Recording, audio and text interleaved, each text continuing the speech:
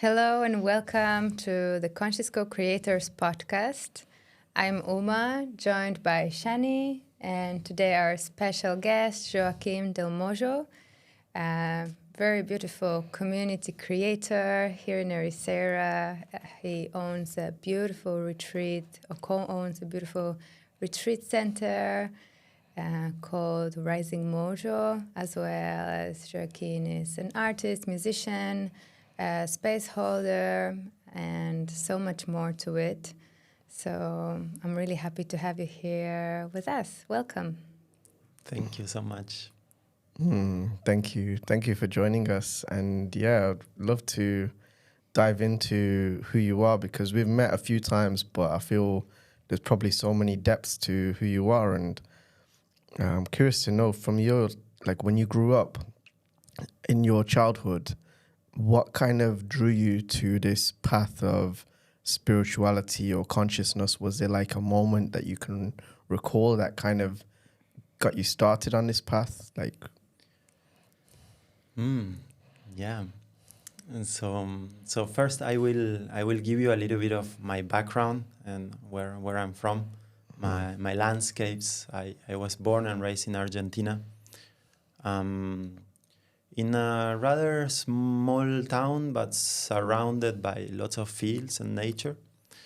I grew up a lot riding horses with my brother out in the countryside, rounding cattle and doing all kind of countryside adventurous works. As well, I grew up surrounded by lots of beautiful friends, very beautiful family as well. When I was actually very young, I was 3 years old, my father passed. And that sort of brought me to death at a real early age. So much that when I went to like preschool, I was asking questions to the teachers that were making them very uncomfortable. And they came up to my mom and they say to my mom, "Hey, Joaquin is just being a bit strange." And yeah, so they told my mom, "You either send him to a psychologist or you change him to another school." And my mom did both. She sent me to another school, amazing. And she did send me to a psychologist also. So I grew up like very much assisted by therapist in these very existential questions since a very early age.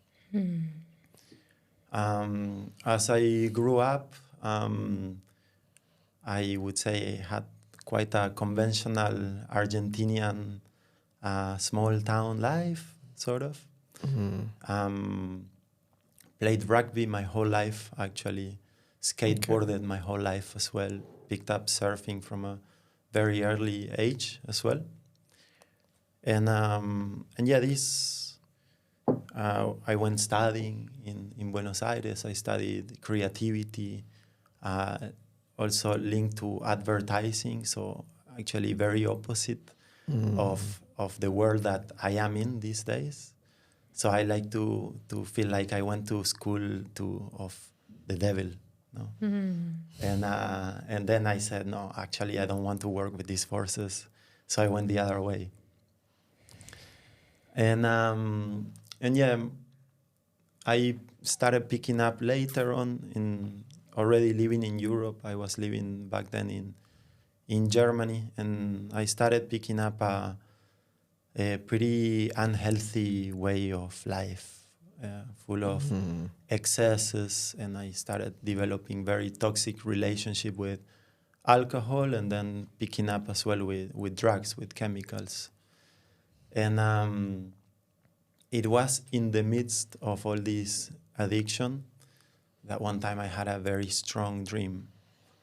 A dream that, you know, these dreams when it feels like it's way more than a dream, no? I woke up from the dream because it was so strong. But it was very simple. And in the dream, I all of a sudden like had a vision of like a very dark cave kind of thing. And in the cave, I could barely see that there was 2 old men and 2 old women standing down there in the bottom of the cave. And then there was a voice that said, "Hey, you." And one of the women looked up a bit grumpy and she said, "Which one of us are you talking to?" And in that moment, I woke up in the dream and I'm like, what is that? So that was sort of like a wake-up call. And I was sent by a good friend to go over the dream with this dream shaman, medicine man. And he interpreted the dream for me and helped me interpret and said that it's a calling from the medicine wheel. It's a calling from the ancestral, the 4 directions, the 4 elements. So from there on, I started like slowly my path into returning to the source, from the confusion, from the dizziness, into clarity, into the source, through meditation to start with. Wow. So this is how you say you came to an alignment with yourself. So I would say that was sort of like a bit of a wake-up call, some sort of like soul retrieval. But that didn't like bring me immediately to an alignment with myself. And I feel that an alignment with myself, it's an ongoing work that it's almost long-term, Forever. Right. So yeah, that was definitely a wake-up call, something that like started bringing me back, and something that started like making me ask questions again. Like, wow, what is that depth? What is that mystery? I want to know more of it. I want to feel more of it. It's interesting. You brought up dreams just before we went on air as well. So I'm curious to know, like now, after all your experiences, what do you think that dream meant? Yeah, so it's actually very interesting because as the years passed and my journey sort of into that alignment and that return to the essence unfolded, there was a few episodes during all these years, that it's been like 10 years more or less from that dream, that that I was in that cave physically. I was in that cave that I saw in the dream. Physically, I was there. And when I got to that cave, the dream came back and I understood absolutely everything. Why I was in that cave, what it meant. And that dream and that cave and that geometry, these elements, it's something that has become a huge part of my work. The work that I do in ceremony has their fundamental elements of the medicine wheel and the work that I've been remembering, developing, recovering. So then at some point of your life, plant medicine appeared, and it's interesting because was it related to going back to your roots? So well, in my, let's say, in my culture, the culture I was brought up in is very traditional, but traditional not in like the ancient way, more in a brainwash Judeo-Christian way. So it's like very religious, and everything is like, oh no, that's unholy and that's forbidden, and that's like, no, that's weird. No. So actually, for me, coming back to the essence and actually loving myself with all what I am, and stopping the abuse of alcohol and other drugs, it all came from one of my first encounters with cacao. And this is also why then, like later on, I started sharing cacao, and it's been like my main dharma is to share this episode that happened with a cup of cacao in ceremony. And that was like a full retrieval, because I was very much trying to get high and sort of like escape all the time through psychedelics and through as well alcohol. I was very tight with alcohol, and in this time I was in this sort of ceremonial gathering with cacao, and I just held my cup like this, as they were saying, like, bring on an intention, and I just said to cacao, well, I just want to get high. And then like there was this voice that came very clear: if you really want to get high, then stop what's making you low. And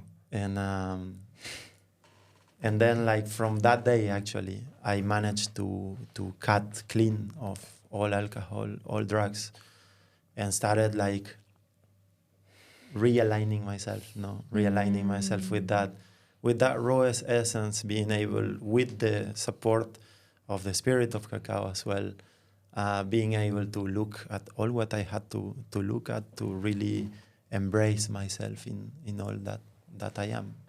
And that way be able to really embrace life without escaping. Wow, that's so beautiful to hear what you're sharing and to recognize how powerful is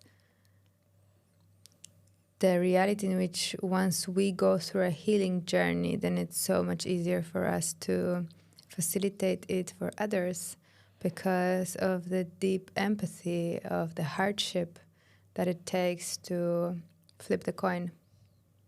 Thank you for being so honest. Yeah, and I feel the metaphor of the cave is so deep as well, because when you're drinking alcohol, you do feel maybe you're in this cave because you think it's gonna be like giving you the high, you feel high, but ultimately you're very low. You're inside the bottom of the cave.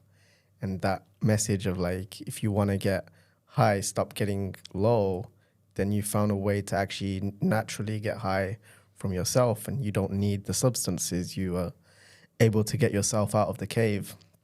And now you're going through this process of sharing your light with others and sharing this wisdom and gift with others. So I'm curious to know about that transition, like after you were able to, first overcome these challenges yourself, and now how were you able to, was there a calling to share this with others and create spaces and transform or create retreats and things like this? Was this a calling you had? Yeah, so that's actually very interesting ground there, because I am a person who is highly critical, and as I am critical with others, I am even more with myself. So then it comes the topic of like, oh yeah, I sort of received this healing, which was assisted from that spirit, but I worked through that healing. It's not like a magic pill that you take and I'm healed now forever and I don't need to work on anything.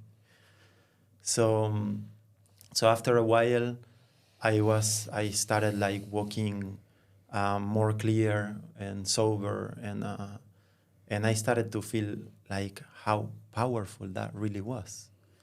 And then I started saying, I want to share this with other people, because it's not only people that are addicted, but we all have difficulties. We all have things that are sort of like weighing us down, no? So it's I do want to share this with other people, no? But it took a while and a lot of also going off the line and coming back, no? To say, how can I share this in a good way? How can I really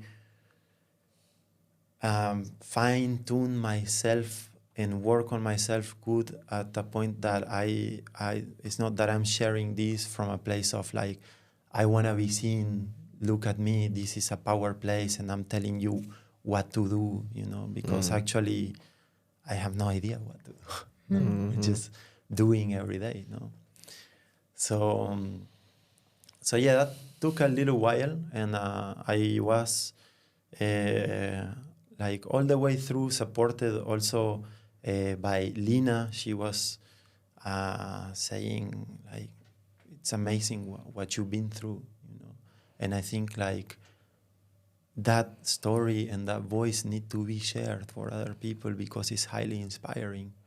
So that really also gave me more strength and gave me the force and the clarity to say, hey, yeah, I want to share this because I truly believe that it can help other people as well. I am so grateful for this healing to have taken place that I feel like I want to serve that spirit by helping it arrive to the hearts of the people in a good way, with clarity and as well with purity. And at some point you discovered music, ceremonies, and all these tools that you help to heal with today. How was it? Yeah, so music has like pretty much always been a big part of my life. I played guitar like on and off since I was a kid and developed pretty good hearing to be able to jam with different instruments, and then when that healing took place and these other plant medicines also started arriving in my life, which before when I was like in the addiction, they were not around me. But as soon as I did this healing, then all the other plant medicines came literally knocking at my door. And I started being nourished by these ceremonial ways and these ancient geometries as well. And then I started weaving in the musical knowledge that I had, as well with the creativity that I had been gaining with how can we pray musically, how can we lift the energy, how can we clean with frequency, with a musical frequency where we can all maybe sing together, where we can all get new understandings together by the message of this song. Mm-hmm. So that was more or less 6 years ago that I actually received my first song. And it's actually a song which will be released 1 month from now, exactly 1 month from now. And yeah, after that song came, I started realizing that, yeah, there was a source there. There was a source there of expression, of self-healing, of assisting other people in their journeys as well. Like at the beginning, music for me and like ceremony music, which nowadays is called medicine music, but it's called medicine music in a way that for me the understanding of medicine music is kind of boxing it in a bit of a limited way, because all music is medicine, right? So I like to call it more prayer music or ceremony music as well. So the way that I used it in a first stage was to keep myself reminded. It's very easy in that ceremony when these prayers are shared, when that spirit is embracing you, to feel all these high vibrance, and this light and this forgiveness and this compassion, right? But then when we go back to the everyday life, for me it was very easy to slip away from that, and go more into sort of the everyday conflict and the things that I don't want to look at and the things that, just become a bit of a burden for me. Don't know how to deal with them. So by singing these songs, by playing these songs, I kept myself reminded of that and sort of made a field of protection around me. Wow, I really resonate with that. Yeah, it's like using mantras or other positive frequencies. I think for me, the most influential artist with this kind of music, it was this singer who also has ceremonial background, her name Danit, and her music for me, it was at the beginning, wow, I was like, okay, she gets it. And then she, like this kind of sounds they can create for like this anchor into kind of frequency that we want to cultivate. And I have a question for you. As you mentioned, the plant medicine appeared in your life after you were kind of dependent on alcohol and drugs. Haven't you had a doubt if you step into plant medicine, if this is not going to also overtake the lead energetically in your life? Yeah, so that's actually, it's a whole journey, right? Because it's it happens, like in my experience, I started observing that like some of us, we have kind of addictive personalities. And it's like an addiction, like for what I've been studying, is like you don't really like shut down an addiction. You sort of replace it by something that is good. No? In my case, at the beginning was meditation, no? And then the medicines came in, and I had stopped with my addictions, but I got clean before, like I really took a dive into the world of plants. I was like a couple of months like clean, just drinking a cup of cacao here and there. But yeah, definitely once we enter the realm of plants, usually, and this is what I see a lot in myself and in a lot of like the Westerner community, we go with a very fresh mentality, no, and a little bit adolescent, no. So we think it's all light and it's all beautiful and it's all party and it's sacred party, and then sometimes we we get into these spaces where we go and we consecrate medicine and we don't do the work. We just kind of get entertained by it, right? And definitely it's probably a place that every pilgrim that is walking in this path will go through. And I have been through it myself, and I have observed that. You know? And therefore, for me has been a key in my path so far is to actually get in touch with the work of the plant spirits through elders, through possibly, in the best case, lineage native elders who have thousands of years in the memory of their cells using these spirits and know how to use them in a good way, how to work with them in a good way. And is this why you're traveling to Peru? Is this what you're discovering there, this power of the ancestral knowledge of the plant medicine? Yeah, so basically that's kind of, in a nutshell, yeah. Sort of like I've been going through all these, like, again, like coming back from an addiction, going into plants and healing that, but also seeing that at some point you like feeling sort of like in this adolescence in that way, no? And then getting to know my teacher and feeling so much clarity, so much depth there. And what I've been observing is that a lot of us, like speaking for myself, no, here in this side of the world, we have really good we might have really good intention, no? And to bring like a good work to help the people, but actually we are very young. You know? Yes, that's an interesting point that you bring up, of maybe people who have the good intention, they are maybe lacking the next step. It's like, okay, they take the first one. So what would you say to people who are maybe they go to a plant medicine ceremony, then they go to another one and another one and another one, and they don't really take that time to integrate it and work through it? Like, how would you recommend for them to maybe sit with it and work through what comes up in these ceremonies?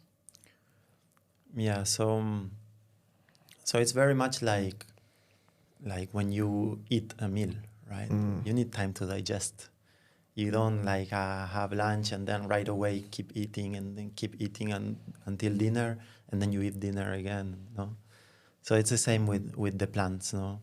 It's also, for me, very important, and something that I've been learning through the process and the hard way also, and is that plants not necessarily make life easier, no? And maybe even the opposite, no? Maybe they will put you to work, no?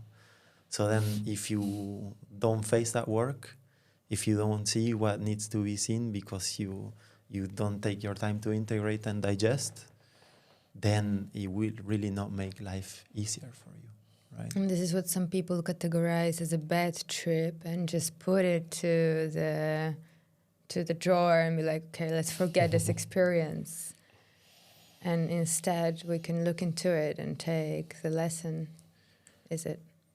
Yeah, so this to me, it's like a little bit different actually, because yeah, in a way it is similar, no? We sort of have this category of bad trip, no? Oh, I bad tripped on this, no, this is bad.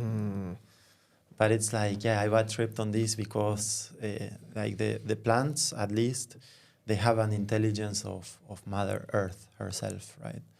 So they know exactly what you are ready for, right?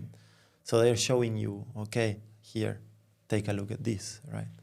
But if you don't surrender and trust that you're ready to look at that, and you just say like, no, and you contract and no, and then you're gonna go on a probably dark journey, which then you might categorize as a bad trip, right? But yeah, like we don't really believe, or I don't really believe anymore in bad trips. I just feel that there's like sometimes we just too stubborn, we don't want to look at, or too scared, we don't want to look at. Yeah, it's when we create this judgment of it as like we have this one expectation of what we thought it was going to be before, and then when the intelligence feels that it should be a different thing, we have that categorization of a bad experience. So what are the most powerful master plants or teacher plants that you work with right now, and what would you tell us about that? So I've been over the years encountering many of the great master plants that we know these days that are available for us here, that they're not from here, but ayahuasca, peyote, yopo, San Pedro, Huachuma. But since I connected with that cactus, with Huachuma, it's known in the whole world. Huachuma is the most popular name, let's say, but actually it has many names.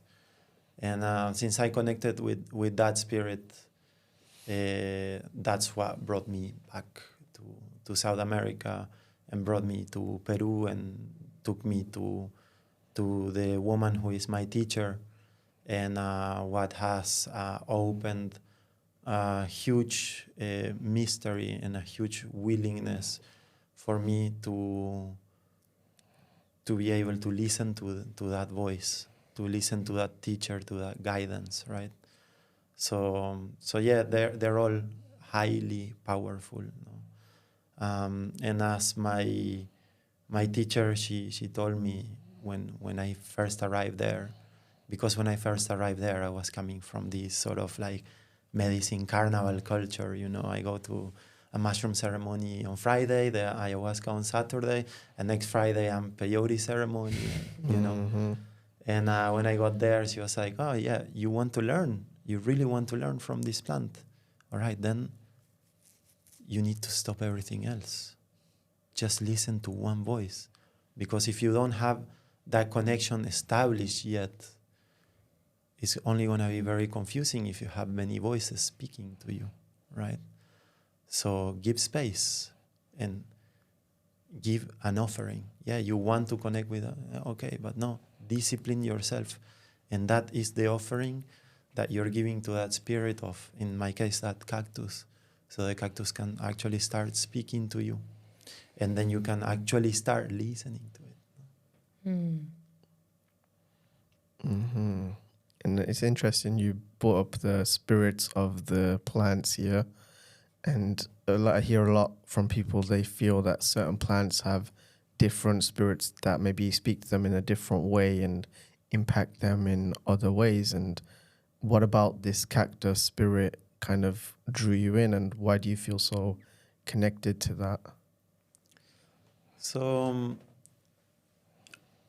in my experience so far, my experience is very short and is very limited. It's a lifelong path. No, I am very green in this realm. But in my experience, the cactus has a very simple way of teaching you, very simple way of speaking to you, right? So it's like taking you back to that simplicity, to that essence, to say, well, actually, we don't need to go like getting so lost in the super hyper-dimensional realms that we might visit at some point. But then as we talk about it, they dissipate, no? And things get sort of, we kind of feel that we know what we're talking about, but actually we just kind of barely grasp it, no? Mm-hmm. So with the cactus, it's a lot into the material world, into materializing all those higher realms, right? So yeah, keeping it simple and keeping it down to the ground, right? And when we build a strong foundation here in the ground, and we develop good health, and we also develop good relationship with the material world as well, no? Then we have that foundation that can hold those higher frequencies. Yeah, so it's a way of starting from the bottom to the top, and not from those hyper realms to the bottom. That's interesting. I feel a lot of people who get into this maybe try to escape the material world and they want to be up in the ethereal. But what you're saying is that actually brings you back into here and into materializing things into reality. So what is it that you feel you could like see yourself materializing through this path? Like, do you have a vision of what you would love to see brought into this world? Right. So over the years, I have been able to materialize a few things that came as an inspiration from these ways, and lots of it is what you see nowadays at House of the Rising Mojo, as well my project with music and plant medicine immersions as well. But yeah, as I sort of start understanding from myself that I can be someone who can facilitate an experience, right? Mm-hmm. An experience, and then at the end of the day, right? It's a fine balance about like cultivating a good health with all that material, but not identifying fully with it, right? because at the end of the day, when we go away, at the end of after our last breath, none of that material we take with us. So it's about having a good relationship with that material in order that you can have good experiences in life. Because those experiences in life, they're written in the book of your soul, right? And this is what you will bring with you. So what I would like to materialize is a good foundation, a good relationship with the ground, with the earth, maybe a land, maybe a small farm where I can have my horses. So we can all jump on the horse and we can all take a... That sounds awesome. I'm down for it. Yes. Yeah, we can all take a trip to see those places that are virgin in nature. To see those places that... On the horses. Yeah, that We're riding the horses there. Let's go. That's amazing. But then I have a little bit more questions around plant medicine, and for people who maybe carry a little bit of distance towards this concept, however are curious. How would you introduce the world of plant medicine to a person who hasn't yet have many psychedelic experiences or consciousness transformative experiences? Yeah, so first of all, I just want to make something that is very clear, and I think it's very important that we start to know this. Plant medicine is not for everyone. No? Everyone can take a leap and can stretch the hand to take a cup and drink. But it's good that we know, especially in these sort of younger mentalities, that it's not for everyone and it's fine. No, there is a million paths of that go towards the mystery, right? And they all go towards the same mystery, right? They all go towards the same holiness, right? So, however, if you feel called to drink or to approach plant medicine, sometimes even curiosity can be enough of a good purpose, right? And if you feel called, then a good thing is to ask yourself, why? Why do I feel this call? Why do I want to ingest this spirit into mine? No. And then if you have a clear answer, a clear purpose, or a clear question that you feel that answers could sort of be developed from there, then go ahead. And it's very important to do it in the right setting with the right people. This is key. This will, sometimes if you will connect with medicines in a place that it's not well anchored and with people that maybe don't have the experience that is needed in order to bring clarity in their prayer, it will take you on another direction. And it's not that you won't be able to come back to the right path, right? But it will make you waste time in a way. No? And having said that, there is also no wasted time. Along the way, you will learn things. No? Right. But I feel that time, it's very paradoxical. You say that? Because we say time don't exist, right? Yeah, for our spirit, time don't exist. But for our bodies, for our experience here in these bodies, we are a matter of time. No? So time is precious. So it's good to see who we're drinking with, who we were going on these journeys with, no? And what is the purpose. No? in that way, yeah, we will get there with more clarity. We will get there less tired also, with more joy.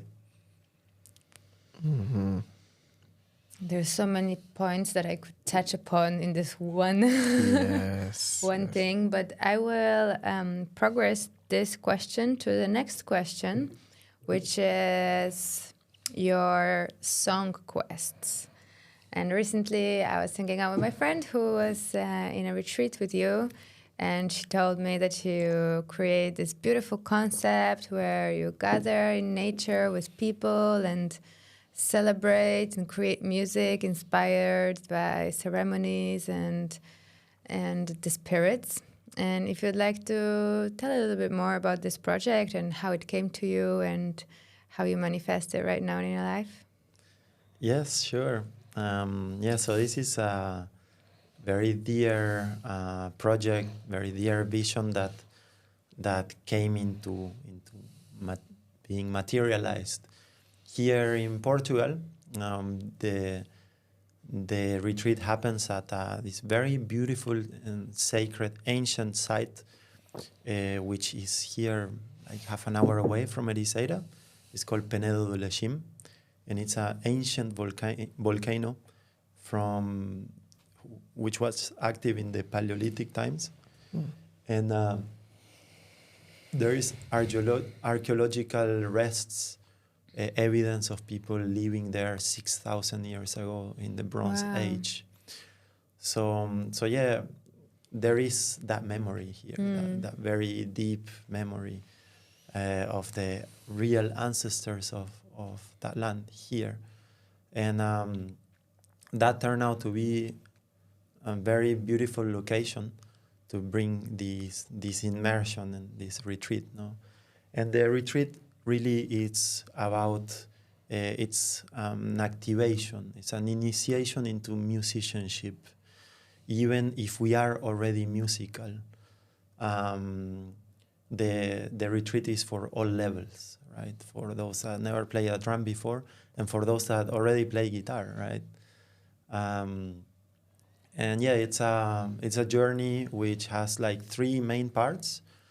The 2 first days is where we are nourished with techniques and knowledge. So it's workshops, different workshops of voice activation, guitar, drum, creative writing, intense during these 2 days. Then the second 2 days is the actual exercise of song quest, where we go into the mountain with our spirits of nature as well. And we sit for 10 hours in the same spot, maybe the first 2, 3, 4 hours in silence and with an instrument. So then we develop first a listening. We start listening nature. We start listening to the rocks, to the wind, no? Like each person will have different connections to each different element, no? And can maybe decodify what the different elements are saying. And then bring it into song. From that deep listening, from that connection to the spirits, bring it into song. And that's the second part. It's 2 days of like back to back doing that. At the end of the day, we harvest everyone from their nests. They're like in different places in a beautiful native forest, in an ancient volcano on top. And we harvest them, we bring them back to the fire.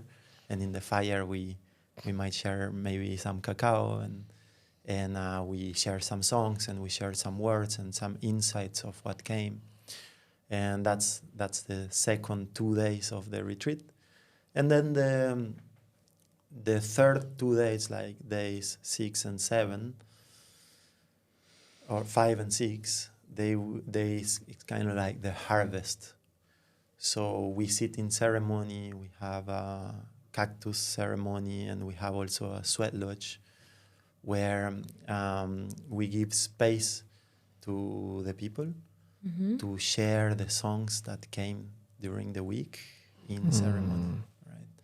So that is where we all get together, and that's when you really see like transformation. So like what is very beautiful as well about SongQuest is there is not a retreat that it's about healing. Nowhere it's written healing, come heal or anything. But healing happens, right? Because it's like takes a lot of courage to come out of your shell and be like singing really, really low and almost don't want people to hear you, you know. But during the week we encourage and we give space. Yeah, like you have something to say. Share it with us, no? And by the end of the week, everyone's singing, even the ones that never touched a drum before. And everyone's like receiving beautiful songs. And yeah, so far has had like amazing results, amazing harvest every year. So yeah, that's a vision which is getting installed and being materialized in a pretty solid way. So next year will be the 4th. And next year will be the birth of the level 2 of SongQuest, that it's a deeper study into the art and science as well of song. Nice. Sounds inspiring. Beautiful, yes. I'm wondering what inspired you to go into the nature to listen first, to find the music. Did this come from your own experience or maybe from listening to, like you said, with elders or some other ideas? Yeah, so it's a bit of a weaving of different inspirations, influences, right? So I did have throughout my life sort of this practice of going into the forest or going to the beach or spending the day by myself, connecting with a medicine, and usually with an instrument as well. So then I found how precious it is to have time and space all for yourself and be alone. And in that being alone, you're actually realize that you're not alone, you're with everything. So then like you hear, you feel the voices of the different spirits, elements, plants, minerals, right?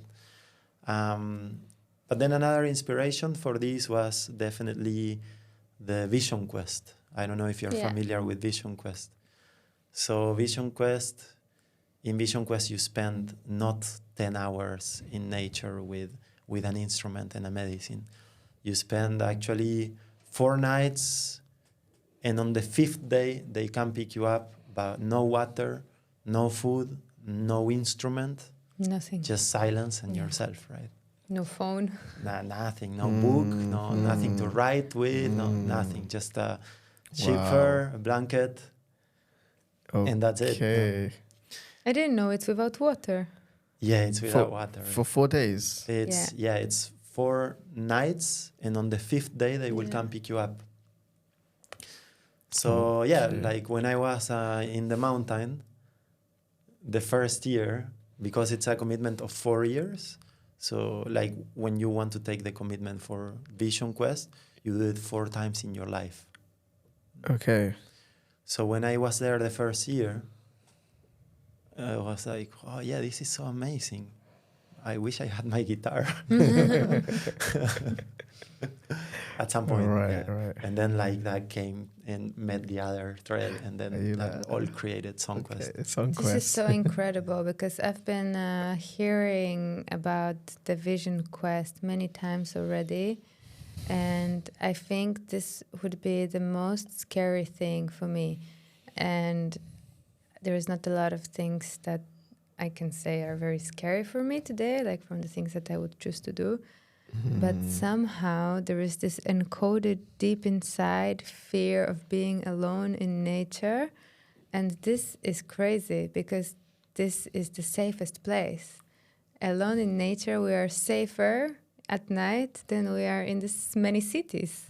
And how is that even possible that today's civilization is so sick that we are afraid to be alone, where we are the most safe because there's no danger, right, in nature. So this is just something I don't yet understand. And I feel like it's going to happen sooner or later. But I'm curious, how was your experience and how did you handle that?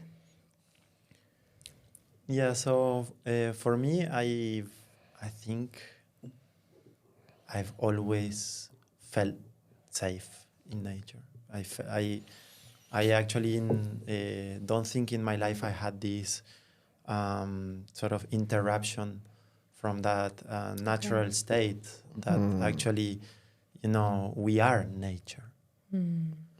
So yeah, I think like in general, the society, let's say, we see ourselves as something separate from nature. So we fear nature, and we fear that tree, or we fear the cold of the night, or we fear the dark of the dark, night. right? Or we fear the wild pigs that can visit you at night, or no. But they are vegetarian. I don't know about that. They're pretty scary anyway, so I have to say. But for me, the most scary is actually our own thoughts. It's I was our about mind. to say that. Yeah. Because I did something not in nature, but more of like, I would do a thing every Sunday would be a dopamine detox day for me, where I would completely remove all technology and not even writing, just spending time by myself. And it was so challenging at the start, just being with your own thoughts and yourself, because after a while there's a lot. And then not having like the constant input and the output, being with yourself just that moment, if you're not used to it, it can be so overwhelming and triggering. But then as you start to do it more, you start to crave it, and you're like, wow, this is where the gold is at. And it became a practice that I used to do, and maybe I feel like I will go back to this practice. A good reminder. Yes. These days it's so important because like we're being bombarded all the time, 24/7. Yes. So if we don't like actively take action on that, nothing will do it for us.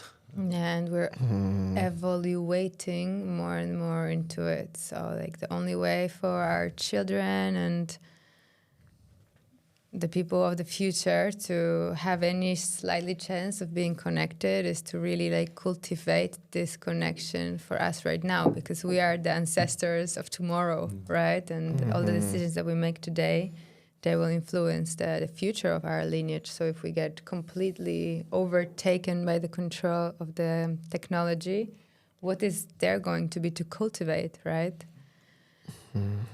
But I have a question for you that's coming from there, which is, what inspired you to come and set up the retreat space here in Ericeira in Portugal? And what would you tell to people who are somewhere there on their road looking for inspiration, who maybe dream to have a space where others can heal? Like you said, you were inspired to facilitate this healing. Like, what are the steps? So, first of all, how the Mojo came to be. So, like when I started the Mojo, I'm here in Ericeira for 11 years now. And when I came here, the first few years, there was no such thing as holistic community or anything of what is very large these days, right? So the Mojo, when it started almost 8 years ago, was not a holistic center. It was because I was still in my old life, it was a full moon party venue. So we used to gather for full moons, and in a way, anyways, honor the full moon, honor the cycles, honor these deities, right? But with different ingredients, in different ways, right? So this is why the House of the Rising Mojo, right, is like we're rising, and that life force, which is Mojo, is rising. We're being empowered by that life force. And then as I went through my transformation, and also as Lina came in the picture, we actually realized she was bringing a lot of like the yogic influence as well. So we realized, okay, let's do something that is more aligned to who we are and what we are now. So we started to ground the vision of the Mojo as a holistic center. And that in the very beginning was very difficult. It was very, very difficult because that was still there was not really quite a holistic community as it is nowadays. No, that was like 5 years ago, more or less. This is all quite recent here. So yeah, when we started like offering our practices, our kirtan or her yoga classes, sound journeys, we would have 1, 2, 3 for a kirtan, maybe 5 people. And we were like, 5 people, yes, amazing, yeah, we're so many, And like with the years and the community has been growing, and we also been receiving so much support from the community as well. And the Mojo became what it is nowadays, which is like, in a way, a chakra of the territory here. So it's like an energy center. People come together. And nowadays, like the last kirtans that we did, we had like 60, 70 people sometimes. So yeah, like going on to the second question, if you have a vision, you want to create a holistic center or a retreat center or like a therapy space as well, I feel it's quite important to explore the territory and to really tune in of like what is the needs of the people around here. Where my gift meets your needs as well. So we can create something that it's in good balance and good harmony as well. Because what I see more and more is that there is sort of like fragmentation of the strength sometimes when a place gets overcrowded with too many projects that are sort of similar, right? So then like all this strength gets diluted, right? So I highly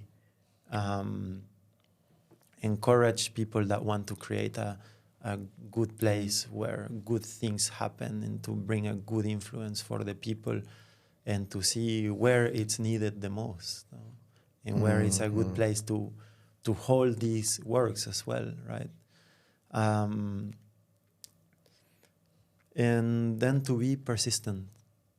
Persistence is key, right? Because, it's not from one day to another that it will work. It's not in 1 month. It's not in 6 months. Maybe not even in 1 year, no? But most probably not in 1 year. Most likely not. So it's to trust the vision and know that, why am I doing this, Am I doing this for the people? How much am I doing this for others? And how much am I doing this for myself? Is this good for myself? Like, am I happy to run a ceremony even if like 2 people come, Yes, because I'm doing this for a devotional purpose. So if there is devotion, then yes, go for it. And that devotion will be the strength that will bring the community together, will be the strength that will be perceived by the people that come, will feel like there is something real here. Yes, definitely. And I want to bring back something you mentioned earlier on in the podcast, where you were talking about your own journey, and you said that you were studying advertising and it was a thing of the devil. I forget what you said, but and now you've managed to grow something, but it seems more like a word of mouth kind of growing through actually embodying who you are and bringing that out to the world. So I'm wondering, do you have any like practical strategies when it comes to advertising the Mojo, or is it more in terms of just believing and feeling that the right people will show up? And what's the approach to growing the way that you have from 5 to 60 people? Yeah. So yeah, it's funny, and I also like going back to that, like as learning with the devil. I want to give like all the respect to everyone who is into advertising, and the thing why I went out from that is I don't want to be like sort of brainwashing people into buying things that they don't need and creating more pollution and like killing resources like this. No, so then, of course, nowadays. When we do have events like for my retreats, for as well for the Mojo, we work with advertising, right? We have advertising on Instagram sometimes, you know, and yeah, we want to be seen. We want to that people know what's happening there and that they can come, right? But in the core of that, there is that devotion. No? So if people don't come, we will do it anyways, because we are not just doing it for you, Cami, right? And I think at the end of the day, what works the best in terms of advertising is that you actually embody and that you become what you are sharing. Because that is how it's, integrated and sustainable as well. Yeah, I think you bring up an interesting point there about not wanting to sell people things that they don't need, but actually embodying and being this person to show people the path and what you have here. And when it comes to the retreats as well, how are you finding it to actually communicate what it is that you're like the transformation you describe now? Do you feel like it's something that you can, that you're able to like transform and share that message with people, and people really, really get that and they feel that from connecting with the space? So I think it's very interesting, because I think it's a very subtle thing. It's about a frequency. It's not so much about a sort of a message that you can articulate so much. For example, one of the feedbacks that I had with SongQuest now, there was a participant at the end, like in the closing circle, that said, this was not well advertised at all. Because I thought I was coming to like a music retreat, and it turned out to be like this hyper transformational experience on top of a music retreat, and like none of this is there in any paper, in any video, in nothing, no. Yeah, we get the same. We had the same feedback actually after our first retreat. That was funny. So yeah, in the end, like it's so wide when you're doing this kind of work, that you bring all of what you are into it, right? So it's so wide, so potent, so powerful, that what words can really describe that? You know, if you had to like write a text for that, you could probably write a book almost, you know, or a small book, you know. Yes, but then there is this fine line that I find, and I don't have the answer yet, between the right energy comes attracted by the right energy and actually active manifestation of your dream clients into your project. So in between creating an offering and sitting in meditation and waiting for people to imagine that it's there, and creating an offering and doing pushy sales, the advertisement for people who don't resonate with that, how did you find your middle by being a stranger in a different country, starting your own project here? What was the way for you to find comfort in sharing your work and actually reaching the right people? So yeah, like perseverance. Perseverance. Yeah, Perseverance. perseverance. What does it mean? It's Like to persist. persistent, Okay, right? okay. Yeah. And as well, materializing by doing and by being it. This is what I was saying before, that it's like a matter of frequency. It's something subtle, right? Because you are posting and you are sharing the invitation and you are sending messages to people that you think that they might be interested, So you are active, no? Right. And that activity for me also becomes like a language with the mystery, If God or the mystery sees that, I trust that this vision is becoming materialized, but my language also that I am in this work actively is doing. I do, I do. And there's always someone seeing that you're doing. And there is always someone seeing that, like, even if like you had two people and you went with the work anyways, you're doing. You're doing because it's a path, because it's who you are, because it's like bigger than just an event, right?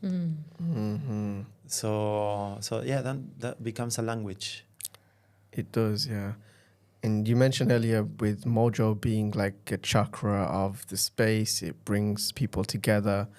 And I feel that since there wasn't such a huge scene of the conscious in Ericeira when you started it, then you bringing that energy and manifesting it, actually kind of, a lot of people did start to go to Mojo as the first space. And it's kind of the reason where maybe a lot of people felt more comfortable, because it doesn't have the crowdedness of Lisbon. It's by the beach. Then people started to think of it as like, okay, why not just relocate here and set up our projects here close by? So when it comes to things like manifestation, or one mentions manifestation, I've been doing a little bit of work on this, and I feel a lot of people are trying to manifest with the mind only, where they I have a vision, I want to create this, let me try and manifest it. And then what I see from listening to you is it was actually an inside out experience, where it was like, okay, I feel it, it's going to happen. And then it just manifested because that was the natural result of all of the work that you're doing. So that's what I feel from listening here, for sure. Yeah, so that's pretty much exactly how it's been. And then it's like going back to the thread of the work with the cactus that we were saying about, like, the material and about like taking care of what's here, right? Because like like I see that I used to be like very much sort of like upper chakra syndrome, like and like around these communities you Airy. see that a lot. Very airy and up in the ethereal, no? Yes. But like it's a constant balance, right? It's a Father Sky and Mother Earth. No, the mother is the matter, is the material, no? And the Father is the spirit, right? So we need of both. We need to meditate and pray, but also working with a shovel in the land. It's a way of praying. I feel it's a very beautiful takeaway message. Would you like to add anything else or share? No, so from my side, yes, actually, there is one thing. When we talked about the horses and the experience, this is actually something that I have coming. And I'm organizing a trip to Peru to visit my teacher there and go on a 3-day horse ride on the high Andes there. It's a bridge that I'm making there to be able to facilitate these experiences there. So it's something that I will be doing as I transition to Peru as well. So yeah, this is my newest project, and yeah, other than that, just wanna give give huge gratitude to you guys. It's as the community here grows, it's so beautiful to have this space, to really that we can get to know each other and all the other people who sat here before a little bit deeper, because like it's more and more people and events, and sometimes in the events we don't really have like the chance to know like who people are, no, and what their background is, and what their prayer is, right? So, so yeah, it's a beautiful space that you guys are creating here. So thank you so much, and all the best for you.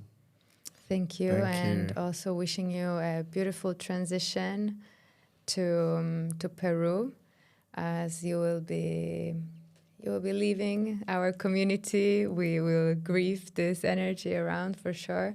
However, looking forward to having you visit us in Ericeira, and yeah, really keeping the thumbs up for your new project, and wishing you to discover a new depth that is there for you. Thank you And so thank you much. for coming and Thank for sharing you. as well. Thank you for coming. Actually, there is one last voice that I would like to put out actually for the whole community, and for those that are arriving, those that are here already for years, and it's that I am personally deeply grateful and cherish highly the times that we had together, and where there is so much growth, so much evolution, and just so much potential that has been fulfilled, and so much more potential that will be fulfilled as well. And that I will, as I transition now, that I will, it's a personally bit of a difficult jump, no, because part of me really like feels very comfortable in our lives here, no, in the events that we do, in the gigs, in the DJ sets, in the dances, in like what we're weaving here, no. But there's another part that it's a call, it's sort of a deeper call that it's taking me out of a comfort zone to take a leap into something that is quite mysterious, and that it's a big pull to go there. So in that, just wish everyone good health, and good health in their relationships as well, and that we can also keep the Mojo rising together as a collective here, and keep creating beauty, keep also going deeper, as we are, our mentality collectively here is ripening together. So I feel together we start to be ready to go a little bit deeper as well, and see where that takes us. Thank you. Yes, thank you for the words, and thank you for joining. Appreciate it. Thank you so much. Okay. I think we're good. Yeah. Yes.